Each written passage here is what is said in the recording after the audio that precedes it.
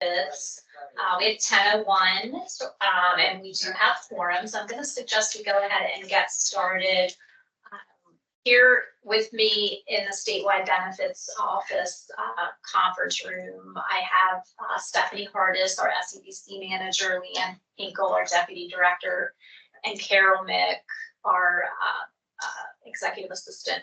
So I'm going to ask Carol, would you mind, Carol, just sharing with everyone who we have attending from the financial subcommittee this morning? Yep, so I have Stuart Snyder, Ashley Tucker, Bert Scaletti, Sean O'Brien, and Jeanette Hammond. Did I miss anybody?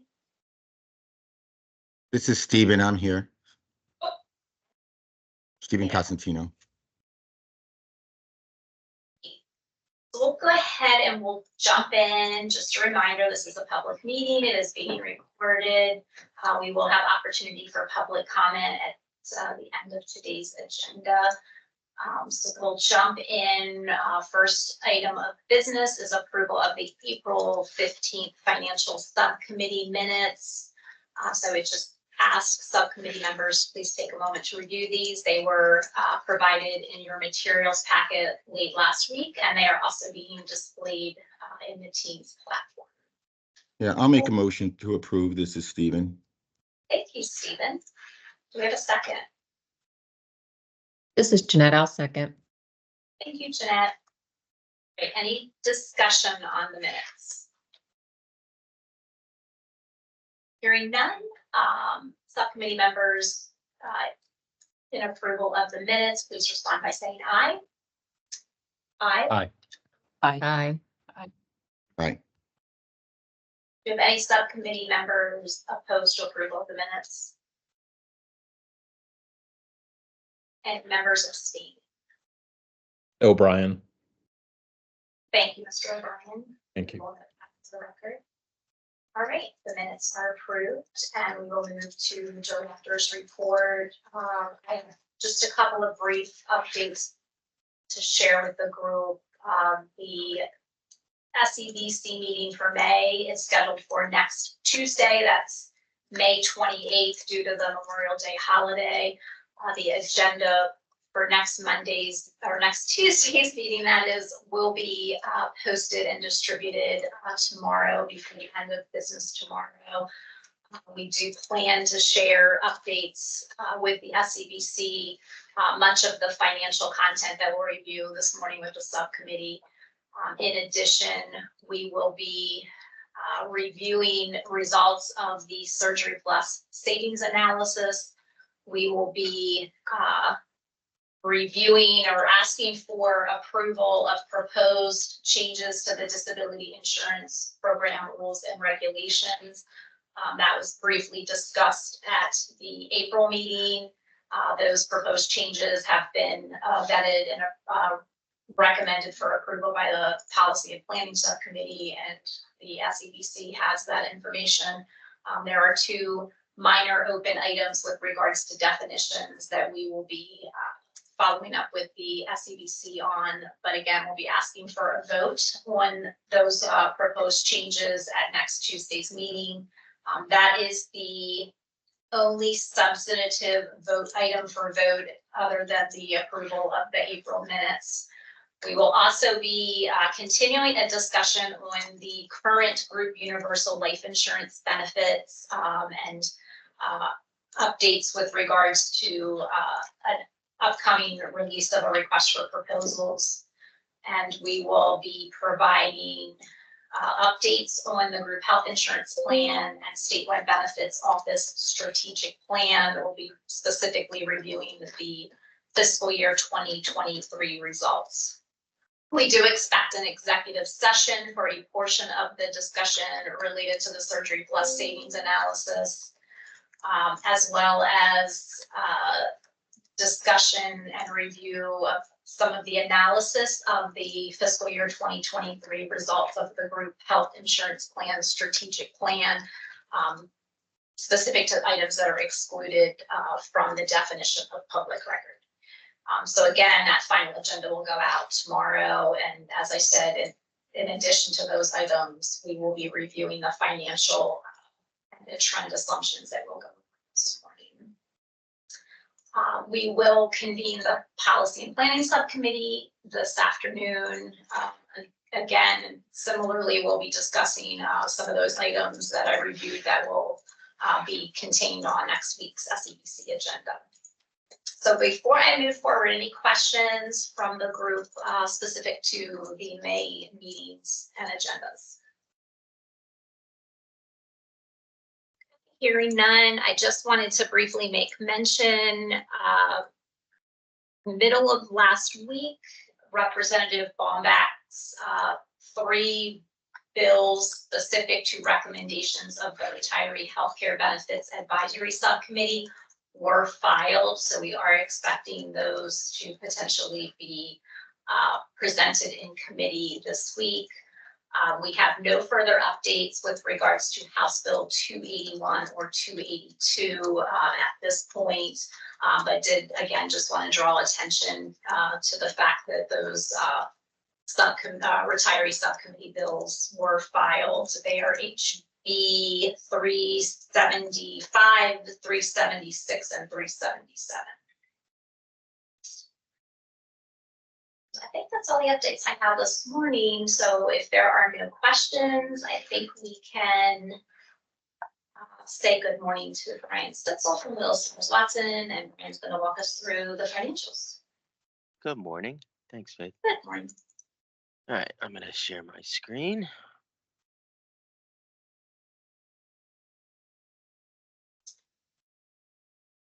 So jumping right in, April was, from a premium contribution standpoint, about $3 million better than budget, mostly due to a catch up from the Delaware Transit Corp. There's 2 months of premium contributions from that group in April. Other revenues pretty much right on budget. And then you can see claims significantly lower than budget, $15.7 million. Let's focus on that specifically, right? It's 2 months in a row that we're seeing this. It definitely appears to be from the Change Healthcare cyber attack, the big slowdown in payments starting the last week of February running into March. We have seen an uptick. I'll show you guys a couple of data points here. If we look at the weekly claims that are coming in, you can see we were running, I'll focus in on the high mark column. So this is high mark total claims. Let me make it a little bit bigger for people to see. So you can see running up to February, the end of February, we were running $11, $12, $13 million consistently a week. Change Healthcare cyber attack happens, and every week for the next 8 weeks is roughly $2.5, $3.5 million lower. So in the 9s and the 8s. Starting with the April 30th invoice, we've jumped back up, but you can see that while it's back up, it's only, call it nominally, about $1 million higher than we were running.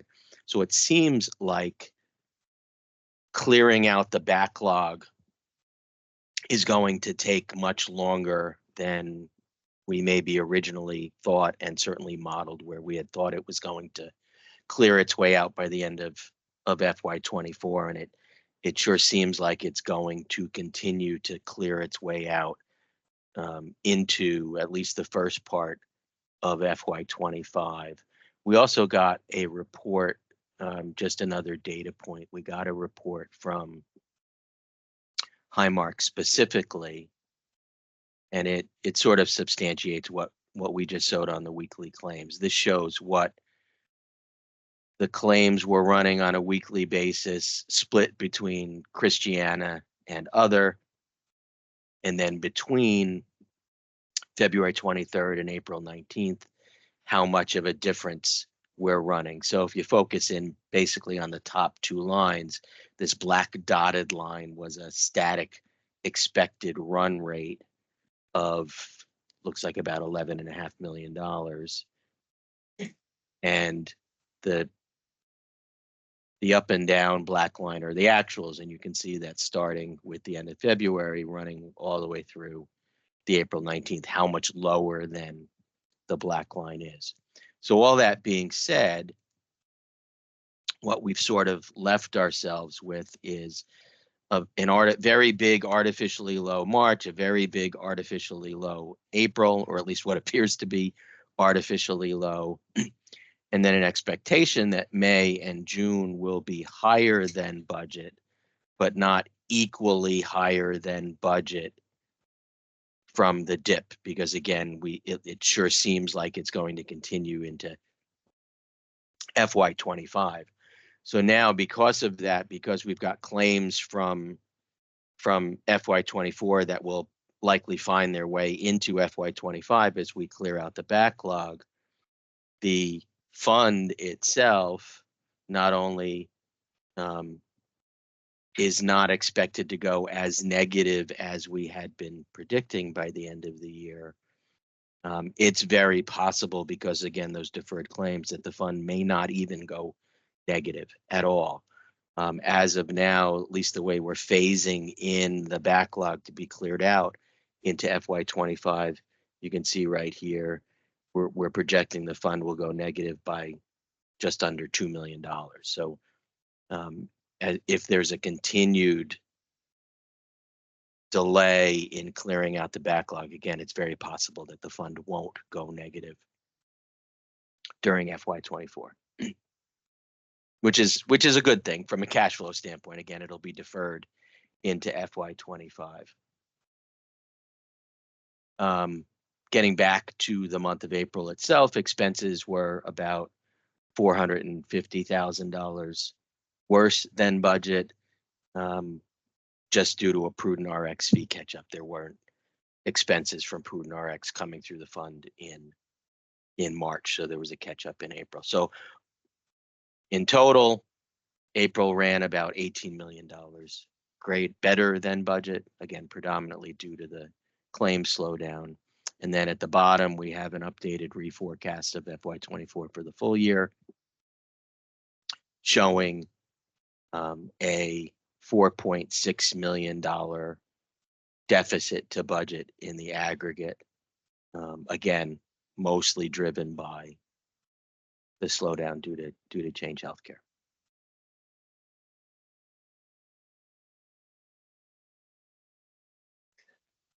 Hey, Brian.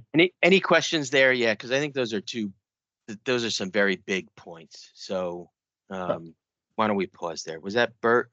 Yeah, it was. Hey. Thanks, Brian. What's your best guess in terms of kind of what the Change Healthcare problem is? How much of that's going to come back in the current fiscal year, and how much will lag into next year? Yeah, Like, so round numbers. In total, it seems like it's just north of $30-ish million in total across the board. And if we're now upticking about $1 million to $1.5 million a week, my guess is that will accelerate. Although it certainly feels like there's a manual component to this process where it's not just flip a switch and things crank through electronically, right? There's people time involved in this, which is why it seems like it's going to take a little while to clear out. But you're talking about 15 to 20 weeks, right? Give or take, which puts us into Q1, and it'll probably be cleared out by the end of Q1 of FY25. But it's north of $30 million, it seems. In total. Yeah. It seems to have impacted the Highmark the most. It didn't really seem to have impacted the Aetna as much, and certainly not the prescription drug plans as much. But yeah, it seems to be north of $30 million. So as we talk about 25, then we'll have to adjust our numbers for 25 too. Absolutely. Yeah, for sure. For sure. Yeah, we've already started to bake it into the forecast. Okay. Stephen, you have a question?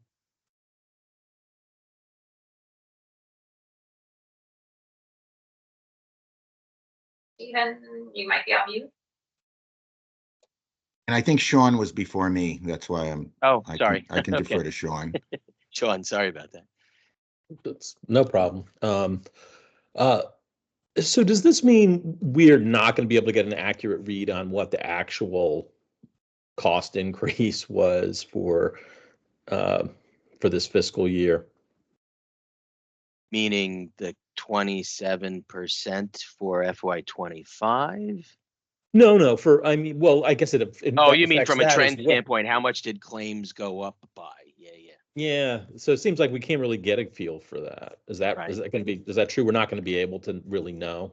Well, it's not going to be explicitly accurate looking at claims over claims, but we can certainly make an adjustment based on what it, at least what it appears will have come through based on the run rate for the balance of FY24, compared to what we thought was missing. But you're right, if you're just looking at claims over claims, it's not going to be an accurate representation of trend. Okay, so we don't know. So we won't be able to know how we've actually done compared to budget. I mean, that's, I guess, what I'm getting to. Right. But okay, thank you. But you could do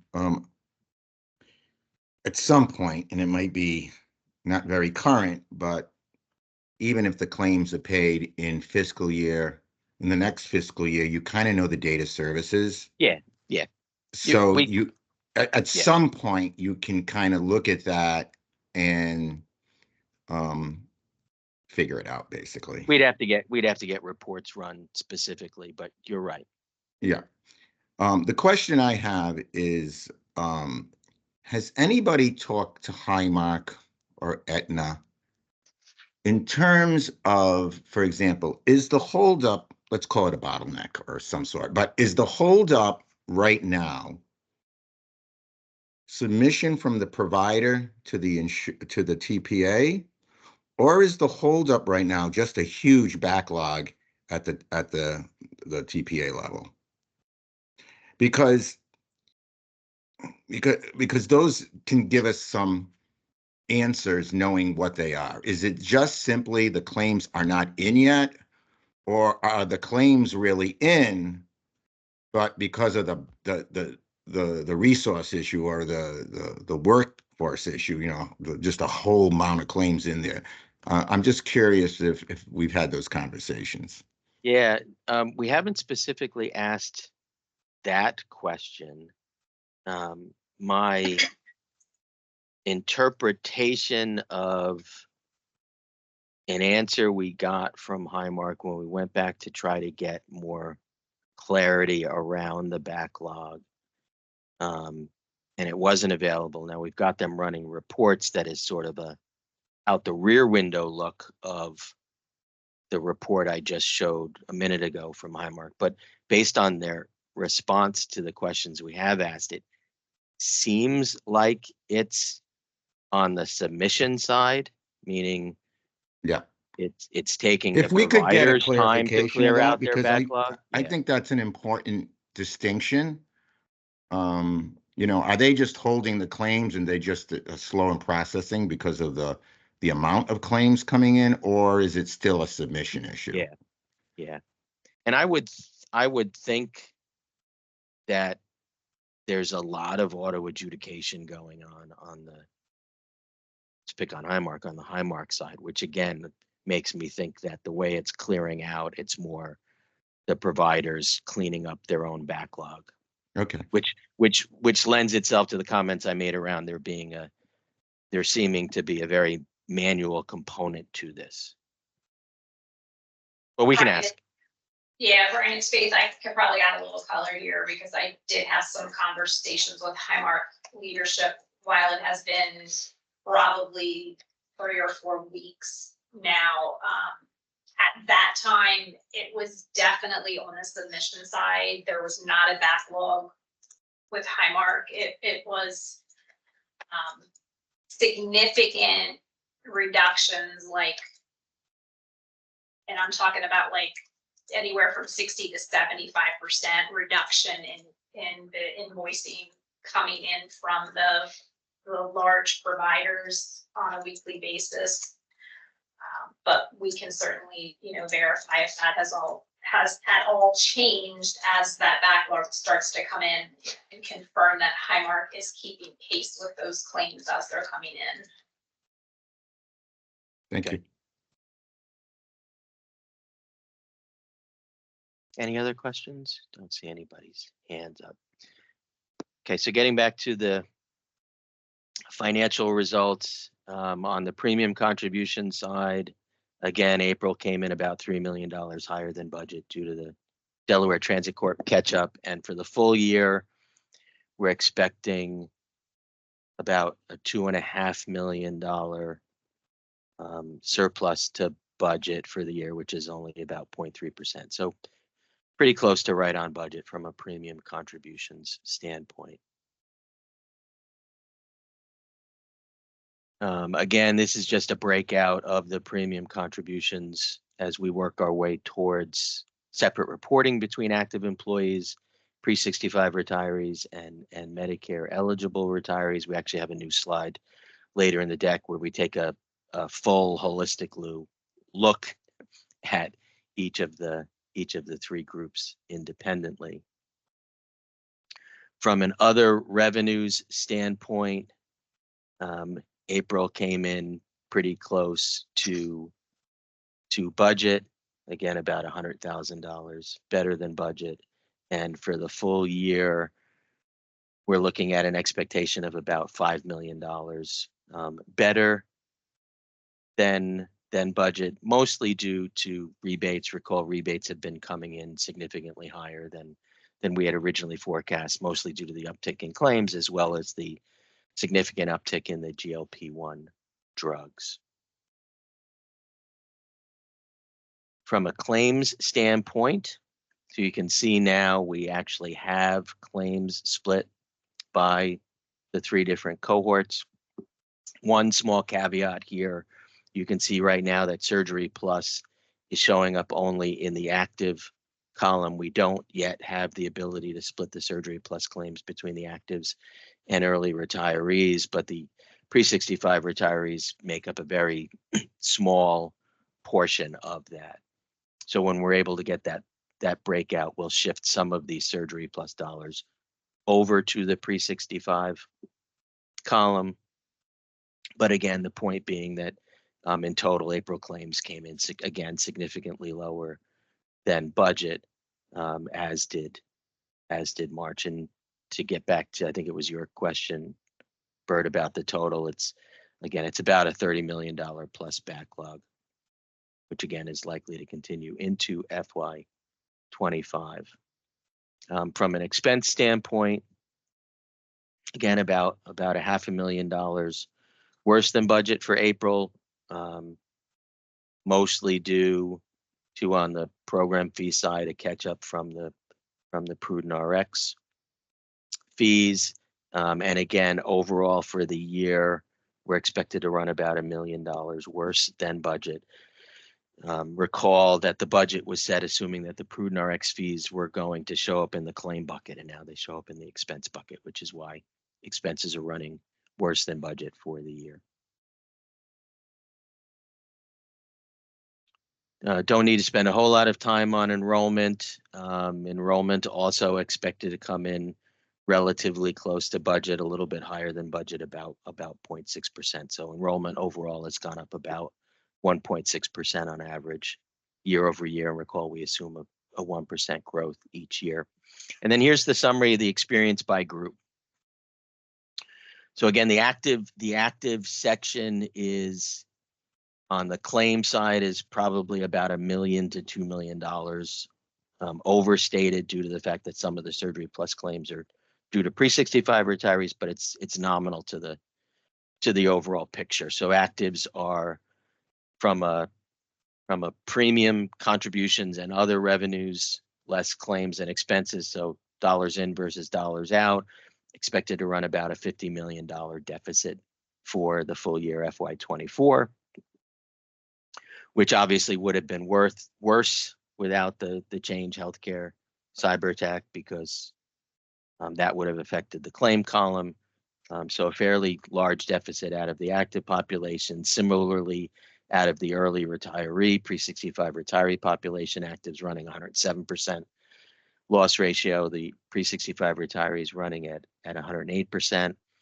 And then the Medicare retirees running just about on par. Again, premiums, revenues minus claims and expenses, running a surplus of about $2.7 million.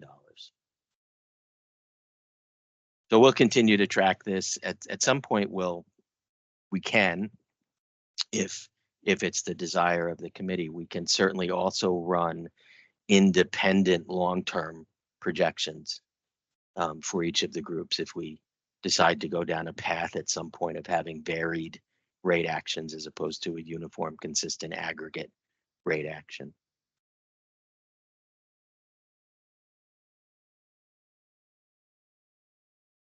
Just a snapshot of the fund report. All the results mirror what we just went through.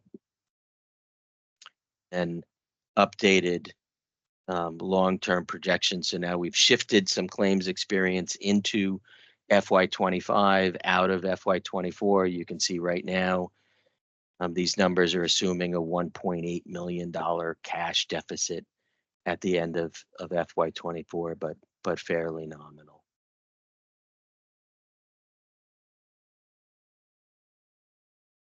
And the other big component in terms of this particular long-term projection, which we'll talk about in a little bit, is the underlying trend assumption that we're using to project into the future. So recall we're using 6% non-Medicare medical, 9% prescription drugs for all populations, and then 3% for the Medicaid plan.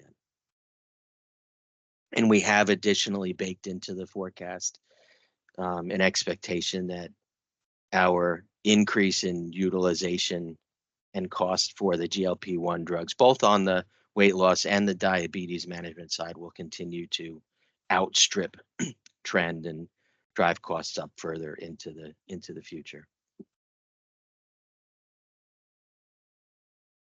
Any other, Stephen? You're up. And I know we don't do it this way with rebates and claims, but have we looked at the GLP, the class, and basically what the cost is net of a rebate? Have we done? I know you don't do that normally. You treat rebates as revenue, and I'm just wondering.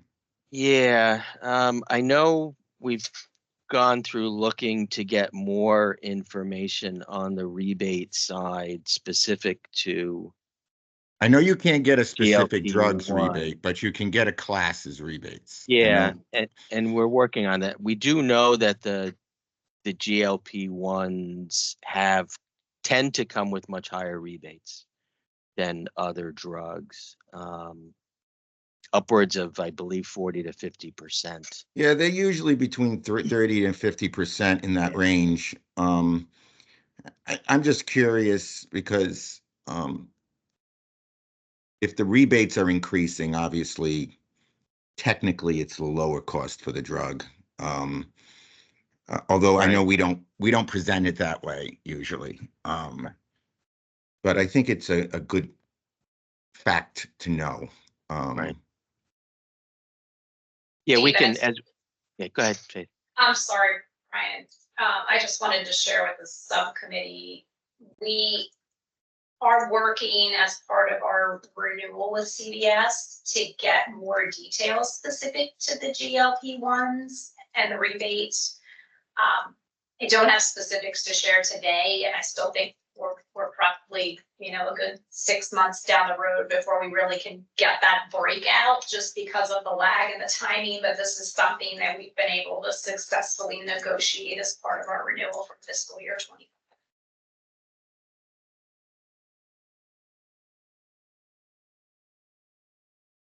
Thank you. Bert, you have a question? Yeah, thanks, Brian.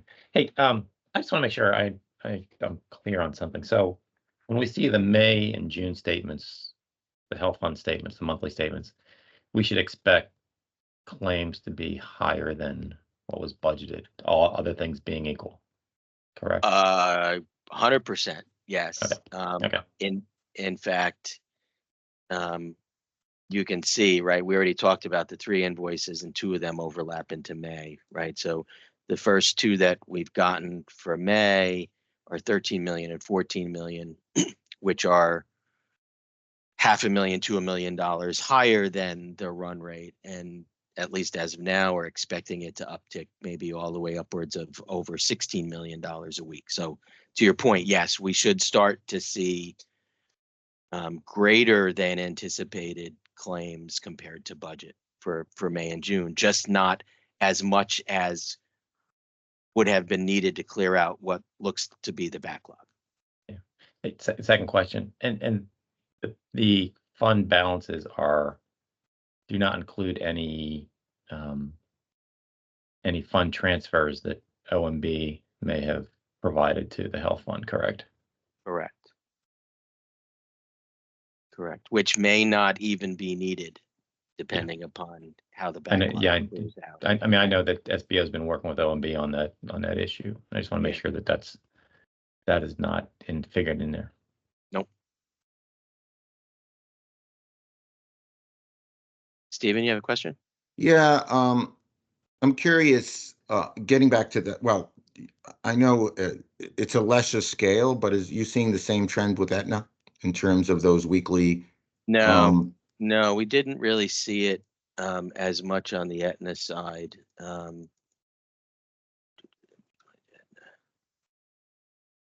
So here's Aetna. And you can see, no, that's not Aetna, sorry. Lost my titles.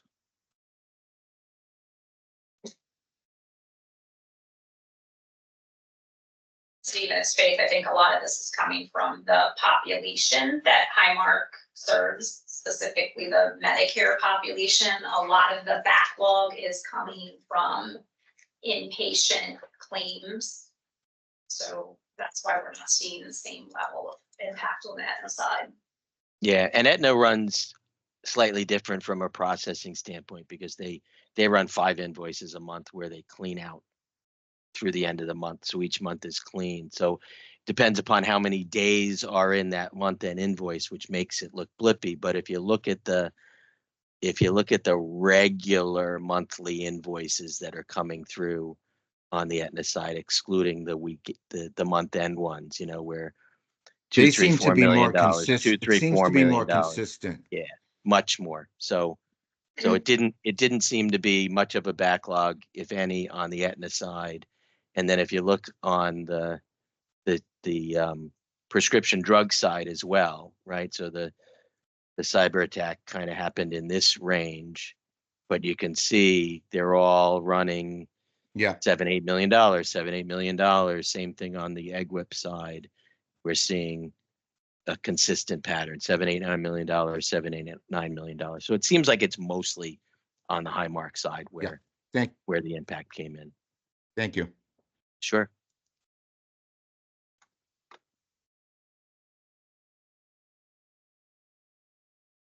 Any other questions? Oh, Sean. Yeah, I just want to go back on the question. I think it was Stephen's question about the net on GLP-1s. It's my understanding we can get the net on weight loss as a category. I don't know if we have, Yes. right, we can get that. I mean, I don't want to answer for them, but generally the history of these things, in my experience, is that you can't get the rebate on a specific drug. You can get the rebate on a class. Right. And I mean, just FYI, I believe the state of Maryland has been publishing on a quarterly basis what their net cost is. So net of rebates for classes of drugs. So I'm happy to share that. I have that somewhere as an example. So. So I guess I'm surprised to hear it's going to take 6 months for them to produce this stuff, since it's definitely doable. But thanks. Sean, it's Faith. So what was provided previously to the SEBC was done on kind of a one-off basis. by CVS, we are now incorporating that into the terms of our contract to receive that on an ongoing basis.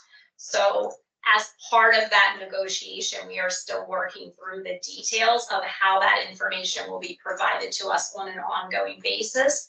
CVS has some pretty tight expectations around what level of detail will be provided to whom and what can be made publicly available. So that's what we're still working through, and why I threw out the 6-month time frame, because we've got to work through all of that. I just want to be clear that what was shared with the SEBC previously was again on a kind of a one-off basis. We used that to work from in terms of what we wanted to negotiate into the contract, but we're still working through the details. Okay, thank you. Appreciate the additional explanation.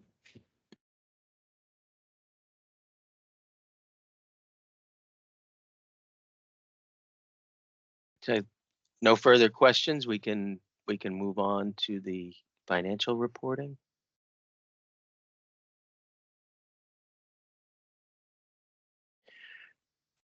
Don't intend to spend a whole lot of time here.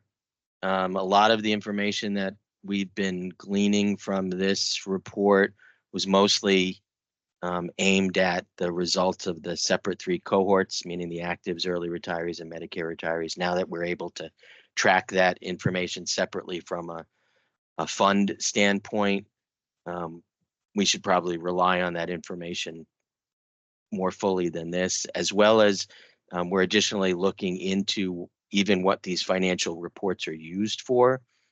There are a lot of differences between this financial reporting and the fund reporting in terms of bucketing, in terms of certain items that are excluded from this report, just to, again, to give a flavor of what we're talking about. There's a reconciliation. Wouldn't even necessarily call it a reconciliation. Maybe I'd call it a comparison between the financial reporting that's here and the actual fund tracking and reporting. And you can see there's lags, there's differences in a lot of the major buckets, there's differences in where dollars are included. And then even on the claims side, there are certain components that hit the fund as a claim expense, but don't hit the financial reports at all. So we'll look a little bit more into what these reports are used for, and even if they need to be sort of presented to the subcommittees going forward. But a lot of the information that we've been pulling from these reports for informational purposes, we now have as part of the fund reporting.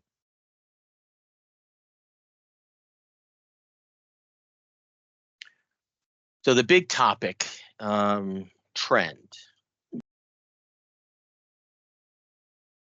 If the committee recalls, towards the beginning of FY24 for budget purposes, there was an analysis that was done looking at the underlying trend assumptions that are used to project costs into the future. At the time, the trend assumptions that were being used were 5% for medical, 8% for prescription drugs, and 3% for the Medic-Fill plan.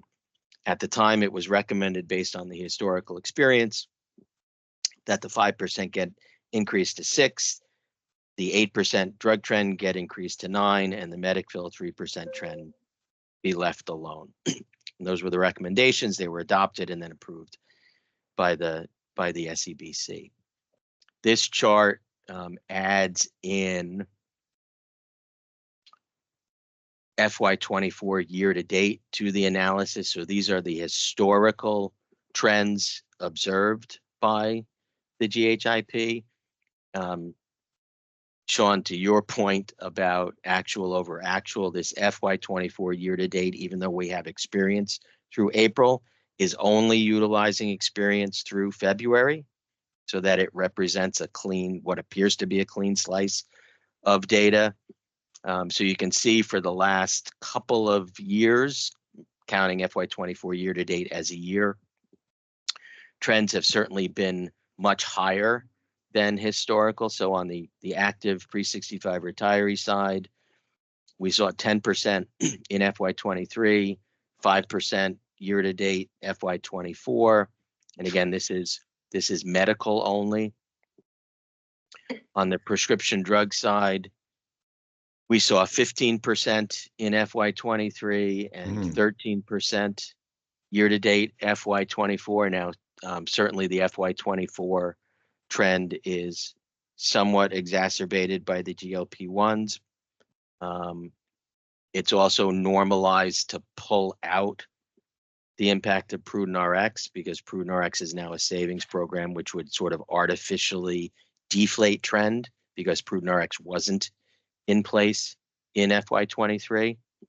So real trend with Prudent RX is lower than 13%, but getting at overall, call it apples to apples increases, we're at 13%.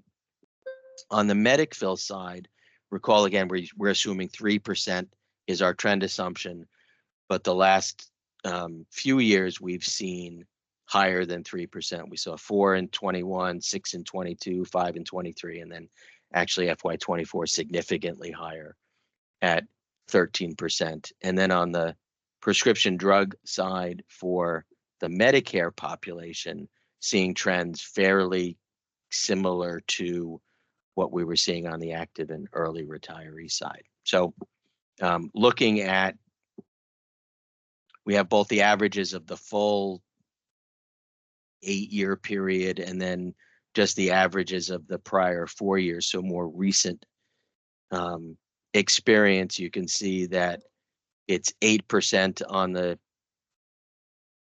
non-Medicare medical side compared to the 6% assumption that we're using, 9% and 9% on the prescription drug side. On the Medicfill medical side, we're seeing a full period average of 4 and a 4-year average of 7, again, compared to the 3. And then on the Medicare population, prescription drugs, 8% versus the 9% assumption. There's a bunch of data, external data in here relative to the environment and the components that go into the buildup of trends. From a prescription drug side, you can see that what the impact of GLP-1s is doing on the trend assumption. So as an example, this is WTW guidance around the expected range of trend assumptions for 2025. And you can see a full 3-point difference in the range between plans that cover GLP-1s versus plans that don't. And then additionally, again, some WTW and similar industry expectations relative to trend, a lot higher. Again, you can see than we've historically been experiencing. Overall, the GHIP, based on the various ins and outs components of all of the different items that are affecting the short-term and long-term trend considerations. Again, we pick on a couple of these, right? GLP-1s are obviously driving trends up. Overall increases in pharmaceuticals driving trends up. The addition of biosimilars, think of Humira, driving trends down. COVID's kind of worked its way out of the system. Behavioral health, which has upticked a lot in recent history, is starting to normalize its way out of the system. So when we look at the GHIP overall from all of those various components, the models would predict that the GHIP would tend towards the lower end of the range of trend assumptions. So when you marry those couple of things together, and probably playing a higher weighting on it based on what we've been seeing from the GHIP over the last few years, we would recommend increasing leave the active non-Medicare medical trend at 6%, right? So similar to what we've been seeing in this 4 to 8 range over the historical period, but raise the Medicare trend from 3% to 5%. we've been seeing, we've seeing 4, 5, 6, 13. So a pretty big jump in the assumption for the medical population. And then on the pharmacy side, a recommended increase from the 9% historical trend to 10%, mostly because of the GLP-1 impact that we've observed in the data. And if all of those recommendations were adopted, FY25 projected claims would increase by about $6 million, and then that it's sort of multiplicative over the course. So that $6 million difference from the current trend assumptions would grow to about a $30 million difference by FY28.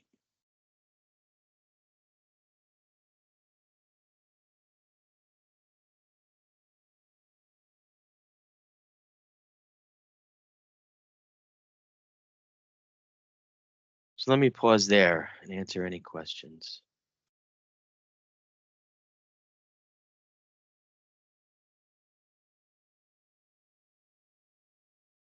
Hi, John.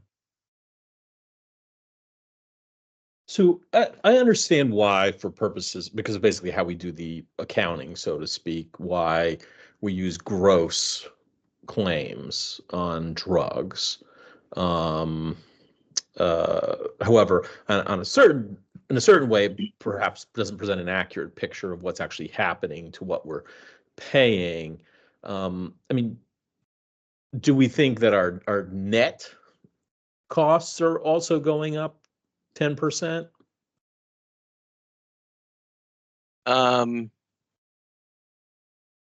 Meaning net of rebates? Yeah. Or net of everything? Net of rebates for what we're looking at what we're paying for drugs. Right. What's happening to So- our net cost? Right. So as the gross cost is going up, more than likely the rebates are also going up. Plus we have the market checks on the rebate side, which have driven in improvements or guarantees relative to the minimum rebates. Now we did.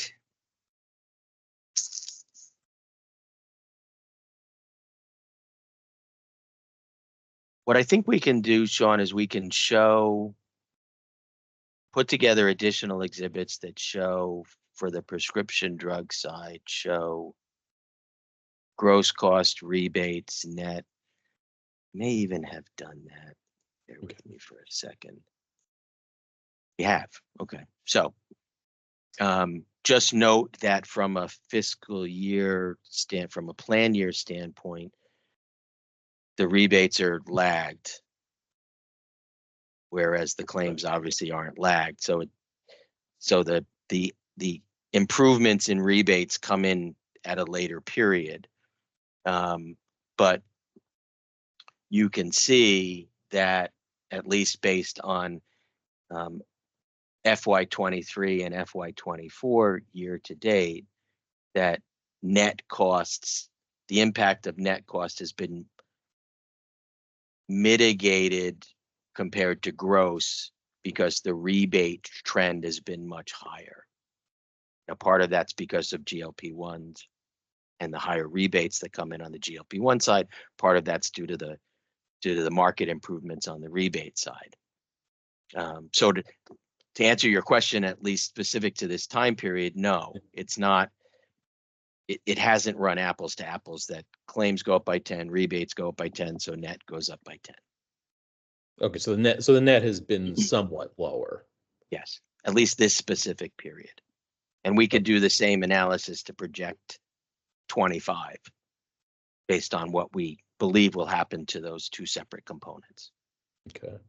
And I mean, I'll just say, I mean, part of the reason why I'm asking about this is, I'm concerned about how we think about something like the GLP-1s, because, at least weight loss as a class, including what is paid for people with diabetes, the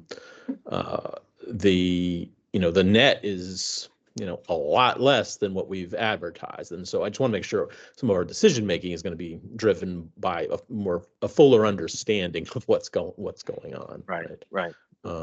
So, okay, thank you. That's helpful to Yeah. understand. But certainly from a forecasting standpoint and obviously a tracking standpoint, we do measure and project all of the individual components separately. Got it. I mean, but we're making a decision about assumption, I think the An SEBC assumption will on a make gross decision. cost. Right. Yeah, right. we're making a decision at some point about the trend on gross. So at least for gross, but Right. gross. That's right. Thank you. Sure. And it's Faith. Can you speak at all to how or if we factored in some of the upcoming changes specific to the Medicare employer group waiver plan members that are on the horizon starting in 2025? Yeah, so everything we have in, let's show it here from another revenue standpoint. So this isn't necessarily the best exhibit, right? So we have this same tracking and compartmentalizing projected for each of the years in the projection period, meaning FY25 to FY28. And those reflect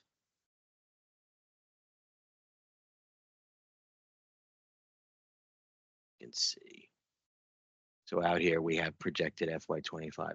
And these all reflect the impacts on the EGWIP due to the Inflation Reduction Act by component based on information provided to us by CVS.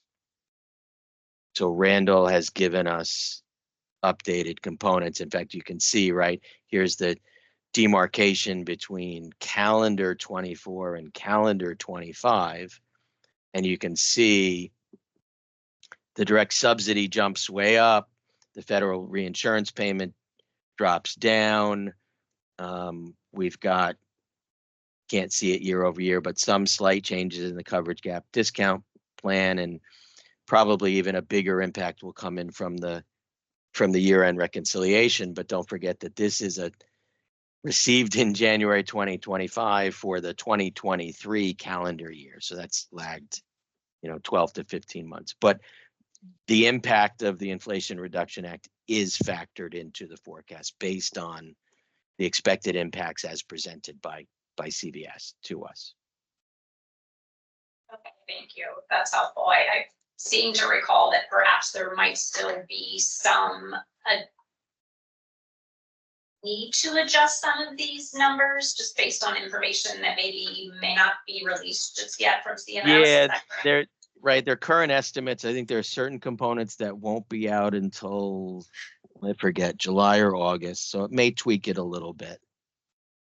But I don't get the sense that it's going to be a major impact up or down.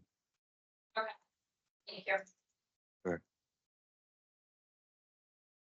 So I left next steps blank because I didn't know if the subcommittee wanted to ask questions, ask for more data, or sort of jump right to, yeah, we agree with the recommendations. We should recommend them to the SEBC for a vote.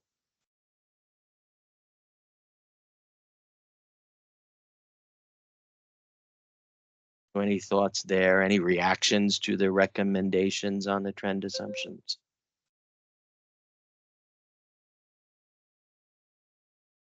This is Bert. I'm somewhat hesitant to make a recommendation now, given all the noise in the current year's data, right? And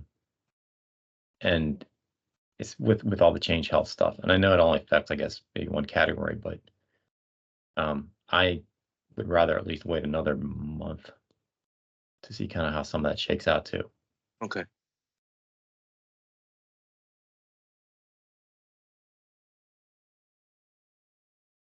And recall, the assumption will ultimately affect FY25 budget. And then obviously the forecast into FY26 when we start to track results and project an FY26 rate action. But I hear what you're saying. So I don't know if that'll make it murkier though, right? Depending may. upon. It may. Yeah. But, you know, in Ryan, terms what- of, oh, I'm sorry, Faith. Go ahead, Stephen. No, in terms of the Change Healthcare stuff, you know, if we can start seeing, you know, the next few weeks, what actually is happening, that might give us more insight to Right. that issue. Right. It's hard to know.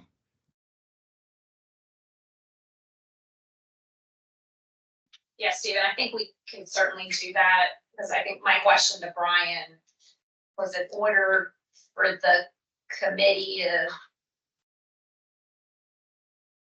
you know, I know ideally we like to try to have the committee approve the fiscal year budget by like August timeframe. I seem to recall last year, I think we actually delayed that until maybe November. So, you know, in the big scheme of things,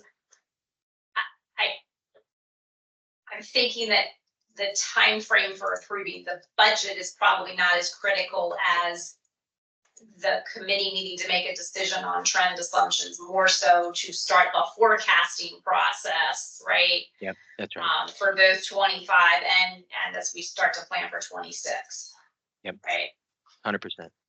Yeah. So having said that, in your opinion, and you know, you're pretty in tune and familiar with the cycle of things.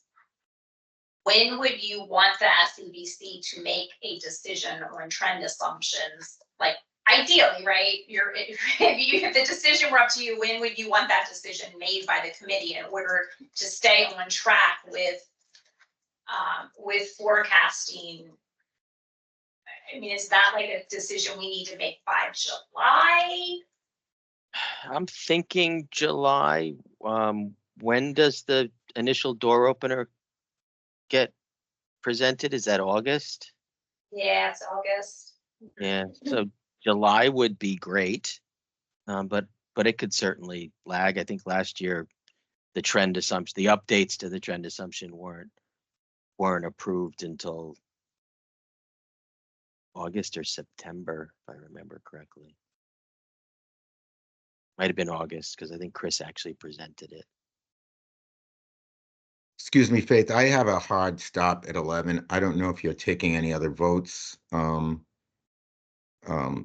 So I just, if we're going to delay this, that's fine, but is there anything else that's going to be voted on?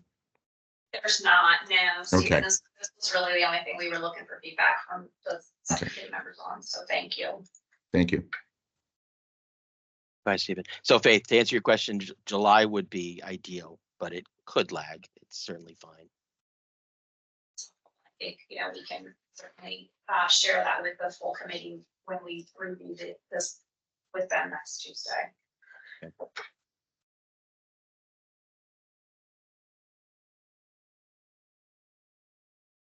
So hearing no other questions, I believe the next agenda topic is the key trends report.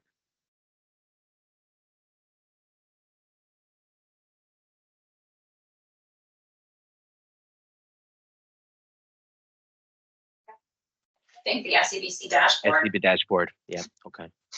Sure. Jen's up to do that. Good morning, Jen. Hey, Jen. Good morning. How are you? We're going to go over the SEBC dashboard. We're covering the period. We're a month behind where Brian is on our reporting. So our current period is April 2023 to March 2024 on a paid basis. And this is the first time we're going to see a little bit of the wonkiness from the Change Healthcare cyber attack in the analytics. We've seen it in the financials, but not necessarily showing up analytically yet until this time period.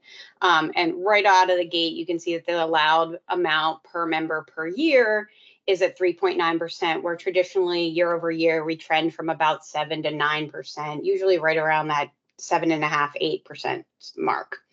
And as Faith alluded to earlier, the backlog, a lot of it is inpatient claims. So typically we see the inpatient claims trend -1% to -3% over the last year. And this particular period, they're at -8.7% PMPY. So we definitely do see a lot of backlog in the inpatient claims. There is definitely still backlog on the outpatient medical side. Typically, we see that around 10%, and we're seeing this trend around 4.5%. However, just as Brian said, that the RX is really not impacted. That is consistently been on a per member per year basis, trending at about 14%, and here we see it at 14.3%. So when looking at boxes 2 and 3, around the price and the utilization trend and drivers, we still see that one of the large drivers is the prescription drug price and use, as well as the allowed RX per day, and then the per member per year RX per days count. So we see a slight decrease in the outpatient allowed amount per service and the outpatient price, very tiny. And I suspect that's due to the just the overall mix of claims that we may or may not be receiving at this time in this first month of lag that we have from the cyber attack. And then in area number 4 on the RX price and use trends, we see the same increase to specialty medications on both use and price. And still at that 14.3% overall. I do want to mention that as part of the materials, we did include a key trends report that Brian referred to, which has a lot of reporting that is used behind the scenes to develop these reports. And there's also an executive summary in there to go a little bit deeper if you'd like to dive into that on your own. Any questions? I know I covered that very fast, but we did touch upon it in a lot of Brian's material.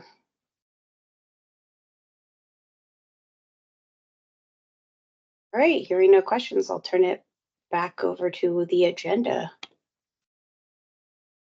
Jen. Thank you. All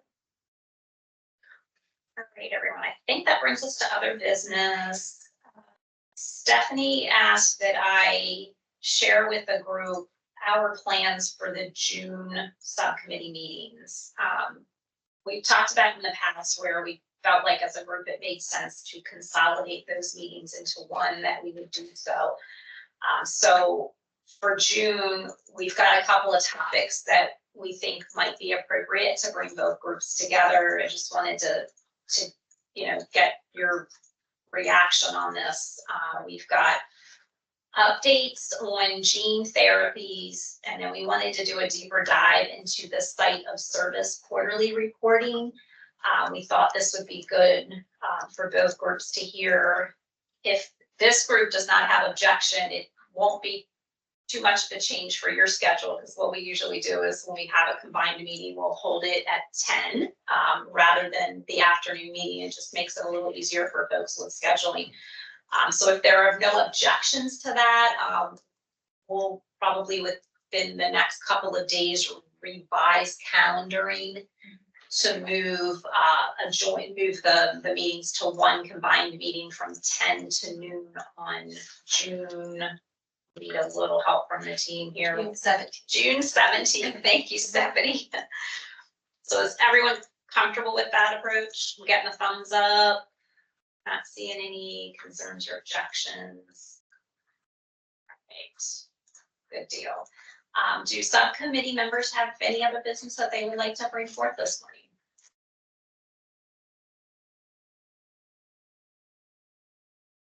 I think we'll pivot over to public comment. Carol, do we have anyone that's pre-registered this morning? I don't have anyone that's pre-registered this morning. Is there anyone logged in firstly that would like to make a public comment? You could raise your hand.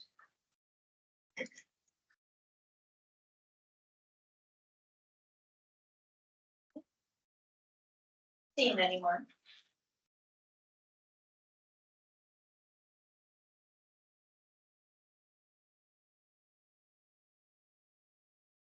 Right.